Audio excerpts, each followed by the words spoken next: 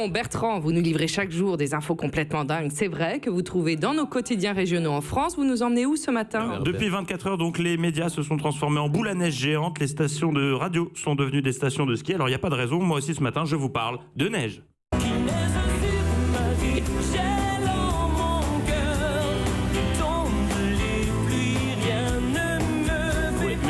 Merci. On part dans les Hautes-Pyrénées, dans la station de Cauterets, à 2400 mètres d'altitude. Écoute bien Mathilde, ça va t'intéresser. Ah oui ? La Dépêche s'intéresse à l'initiative de Franck Labéry. Il est viticulteur en Gironde.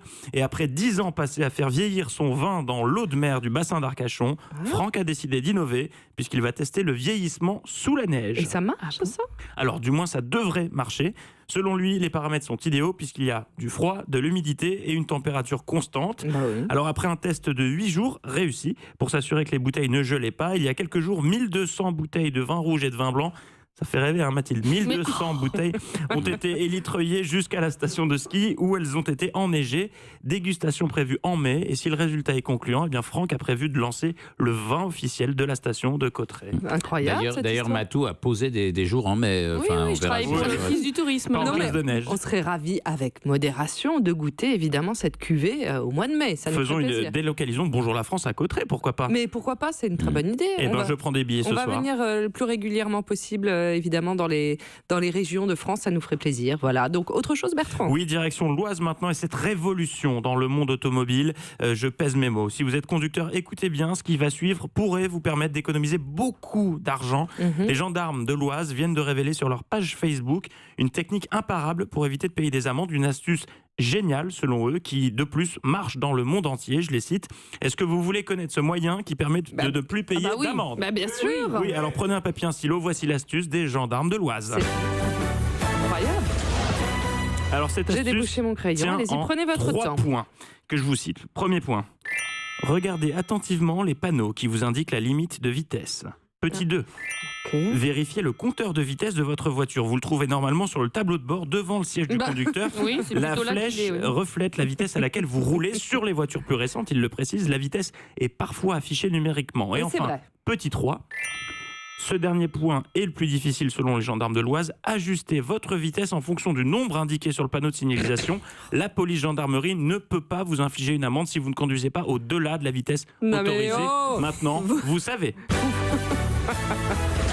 Donc, Comme quoi... vous êtes en train de vous moquer de nous ? Non, C'est eux qui c'est se un vrai moquent de poste des nous, en gendarmes. fait. Comme quoi, Ils sont sous le super. képi se cache parfois un sacré déconneur. Mais ils sont Les très gendarmes de drôles. l'Oise ont accompagné ce poste des hashtags petite touche d'humour. Ça ne fait de mal à personne. Les gendarmes ont aussi de l'humour. Ils ont raison. Mais ils ont raison, Ils oui. nous ont D'autant que bien moi, non, fait mais rire. en plus, ils ont bien Ils fait ont le truc. souvent l'accent. Mais alors. c'est bien. J'ai ils ont vu pris ça, le j'ai temps. cliqué, je me suis dit, qu'est-ce que c'est que cette astuce ? Et je suis tombé dans le panneau. Et voilà. Bon, et vous avez une info bonus, Bertrand ? Mais oui, bien sûr, pour se réchauffer et mettre une doudoune sur nos cœurs, on part dans l'Hérault.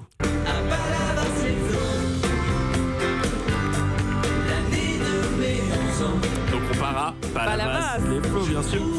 On se réchauffe, mais on reste dans la thématique neige. À vos agendas, le 18 mars prochain, le collectif La Nouvelle Guinguette va proposer une raclette party, mais pas n'importe où, sur la plage de Palavas, en face de l'hôtel de ville, ou face l'hôtel de ville, comme dirait ma mère.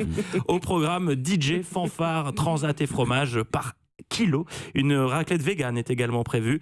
Donc voilà, ce sera Sea, Sex and More Beer. Mais oui. C'est vachement sympa, ça. Ouais. C'est près l'hôtel de ville ou vraiment face C'est face l'hôtel de ville? C'est face D'accord. l'hôtel de ville. Ouais. D'accord. Donc, on a le droit de s'inscrire, hein. Inscrivons-nous. Moi, je vous La propose Nouvelle qu'on fasse Guinguette. la Nouvelle Guinguette, la raclette dans l'Hérault, enfin à Palavas, oui. Et ensuite, on ira goûter le vin à la montagne. C'est très bien de nous relayer ces quelques initiatives. Moi, je vais m'inscrire immédiatement. Ça vous dérange pas ? Je peux laisser le studio ? Allez-y. À ce moment-là, le 18 mars prochain, c'est assez proche de mon anniversaire. Donc C'est quand, j'organise- oui, bah, dites-nous qu'on dites-le s'organise. nous. Quand Non, je- non, C'est je- quand Mon anniversaire ? Oui, C'est le 2 mars. c'est le 2 mars. Ouais. Ah, Voilà. donc pas longtemps. Mais j'aime pas les anniversaires. Eh bien, nous le fêterons à l'occasion d'une émission spéciale. Bonjour Burki. Non, c'est quelque chose que je vis très mal en vérité. Et, Mais on va enfin, pas en on parler. peut donner maintenant. un indice quand même sur l'âge, puisque c'est une décennie que Oui. vous allez passer. J'ai 103 et ans. c'est entre 5 et 7. Après, chacun est libre de trouver. Merci beaucoup, Ariel. Merci, Bertrand Chameroy.